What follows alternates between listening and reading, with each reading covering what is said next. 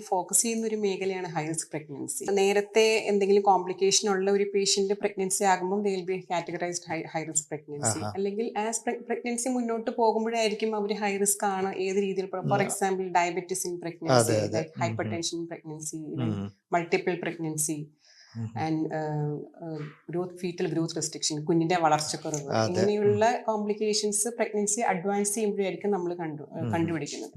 അപ്പൊ അങ്ങനെയുള്ള പേഷ്യൻസിനെ സെലക്ട് ചെയ്ത് അവർക്ക് പ്രോപ്പറായിട്ട് ആന്റിനേറ്റൽ ക്ലാസ്സസ് കൊടുത്ത് എന്തൊക്കെ കാര്യങ്ങളാണ് ഇങ്ങനൊരു ഹൈ റിസ്ക് പ്രഗ്നൻസി വരുമ്പോൾ ഫോർ ഡയബറ്റിസ് എന്തിനാ ഷുഗർ കൺട്രോൾ ചെയ്യുന്നത്, ചെയ്തില്ലെങ്കിൽ എന്തൊക്കെ കോംപ്ലിക്കേഷൻസ് ഫോർ മദർ ആൻഡ് കുഞ്ഞ്, ഡ്യൂറിങ് ഡെലിവറി എന്തൊക്കെ കോംപ്ലിക്കേഷൻസ് ഉണ്ടാകാം, ഹൈപ്പർ ടെൻഷൻ ആണെങ്കിലും കുഞ്ഞിന് വളർച്ചക്കുറവ് വരാം, മറുപിള്ള വിട്ടുപോകും, അങ്ങനെയുള്ള കുറെ കാര്യങ്ങൾ പേഷ്യൻസിന് കൺവിൻസ് ചെയ്യും. അവർക്ക് അതിന്റെ ഇമ്പോർട്ടൻസ് പറഞ്ഞു കൊടുക്കുക, എന്തിന് കുഞ്ഞിന്റെ അനക്കം ഏതൊക്കെ രീതിയിൽ ശ്രദ്ധിക്കണം, അനക്കക്കുറവ് വന്നാൽ അവരെന്താണ് ആദ്യം ചെയ്യേണ്ടത്,